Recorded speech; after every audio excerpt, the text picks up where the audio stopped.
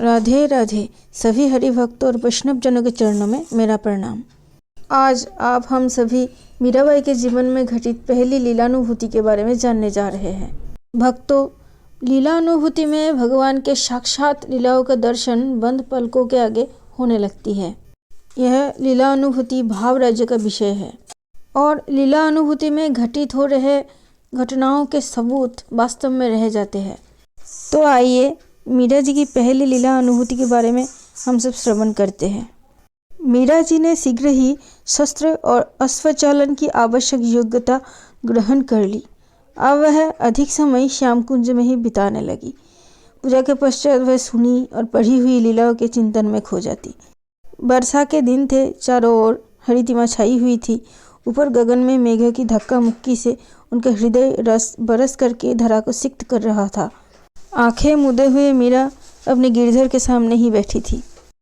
अचानक से बंद नयनों के सम्मुख उमड़ती हुई कालिंदी अर्थात यमुना के जल में एक हाथ से भरी हुई मटकी को थामे वो बैठी है, ऐसा वो देख पा रही है अपनी लीला अनुभूति में। और काले जल में श्याम सुंदर की परछाई देखकर वह पलक झपकना भूल गई। यह रूप, ये कारे कजरारे दीर्घ दीर्घ मटकी हाथ से छूट ही गई और उसके साथ वह भी ना जाने कैसे जल में जाए गिरी। उसे लगा कोई जल में कूद गया है और दो सशक्त भुजाओं ने उसे जल से ऊपर उठा लिया। उनको जल से ऊपर उठाने वाले की वह देहगंध, वह स्पर्श, वह अनुभव प्राकृतिक नहीं थे, जैसे दिव्य थे। उनकी वह स्पर्श से मीरा जी की देह अवश होने लगी। किंतु कौन है यह उपकारी? उसने साहस कर नेत्र उघारे। ये तो उसी प्रतिबिंब का बिंब है। वह उसे उठाए हुए घाट की सीढ़ियाँ चढ़ता हुआ उसी की ओर देख रहा था। उसे सचेत हुई देख वह अकारण उपकारी मुस्कुरा दिया धीरे से। मीरा जी यह निर्णय नहीं कर पाई कि कौन सी चीज़ अधिक मारक है, उस उपकारी के दृष्टि या फिर मुस्कान। और निर्णय हो भी कैसे? बुद्धि ना जाने कहाँ लोप हो गई। लज्जा ने देह जर कर दी और मन, आह वह हत्यारा, उसकी बात ना पूछो। ना जाने किस जन्म का बैर लिया, अपना स्थान छोड़कर उन बड़ी बड़ी आंखों में जा समाया। ऐसे कैसे जाए गिरी जल में? मीरा जी बोलती भी तो क्या बोलती। लज्जा ने उनकी देह को जड़ जो कर दिया था।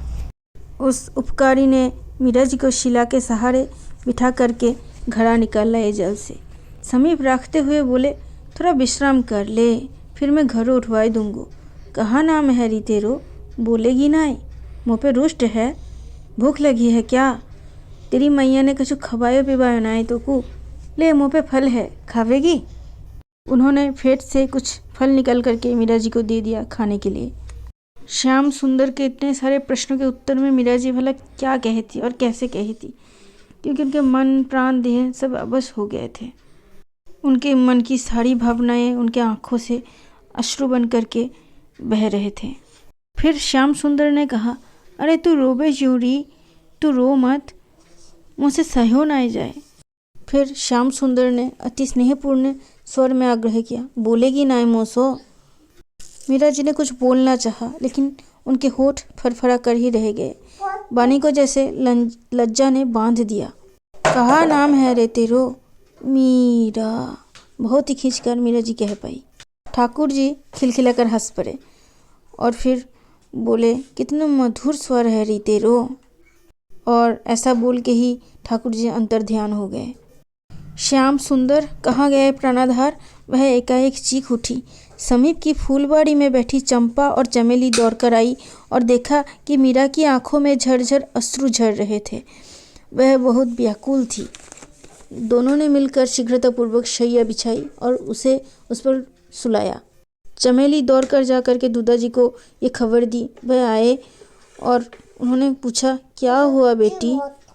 कहाँ गए तुम मुझे छोड़कर? कहाँ चले गए? मीरा ने व्याकुल स्वर में कहा। उसी समय बाबा बिहारी दास जी भी आए।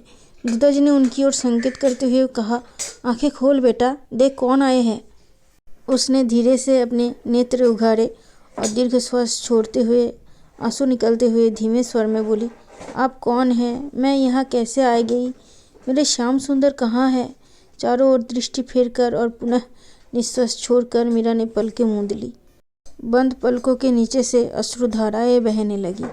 अब तो बाबा बिहारी दास जी का धैर्य भी छूट गया। श्री राधे कहते हुए वे अश्रुपात करने लगे।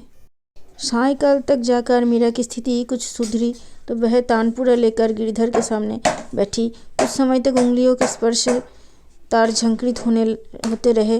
फिर हृदय के उद्गार प्रथम बार पद के रूप में प्रसारित होने लगे। मेहा बरस वो करे रे, आज तो रमैयो मारे घरे रे। ये पद पूरा हुआ तो मेरा हृदय थोड़ा हल्का हो गया और फिर उन्होंने फिर से गाया। मेरे नयना निपट बांग छवि अटके, देखत रूप मदन मोहन को पियत पीयूख न भटके। और मीरा को इस भजन को गाने के बाद मीरा जी को प्रसन्न देखकर मिथुला समीप आई और वह बोली, जीमन पधराऊं अर्थात भोजन लाऊं? तो मीरा जी बोली, आहा मिथुला, अभी ठहर जा, अभी प्रभु को रिझा लेने दे।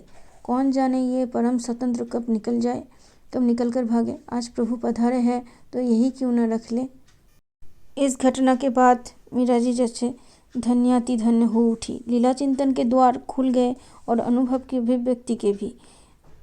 हर दिन उसके भजन पूजन का चाव बढ़ने लगा। वह नाना भांति से गिरधर का श्रृंगार करती, कभी फूलों से, कभी मोतियों से और कभी पतले हल्के मलमल के सादे वस्त्रों से। बहुत तरीके की भोजन सामग्री बनवाकर भोग लगाती, आरती करती और गाकर नाचकर उन्हें रिझाती। शीतकाल की रात में उठ उठकर उन्हें उड़ाती और गर्मियों में रात को जागकर पंखा झलती। भक्तों, अगर आपके मन में आध्यात्म या भक्ति में जरा सी भी लगाव है तो फिर आपको जो भगवान अच्छे लगते हैं उनके नाम आप जप करना शुरू कर दिए। कृष्ण नाम, शिव नाम, राधा नाम, दुर्गा नाम या फिर राम नाम या फिर हरे कृष्ण महामंत्र। इससे बस आपका थोड़ा सा ही वक्त लगेगा, कोई पैसा नहीं लगेगा। बस एक बार करके देखिए। शुरुआत में आप 10 या 20 नाम से शुरुआत कीजिए। तो राधे राधे।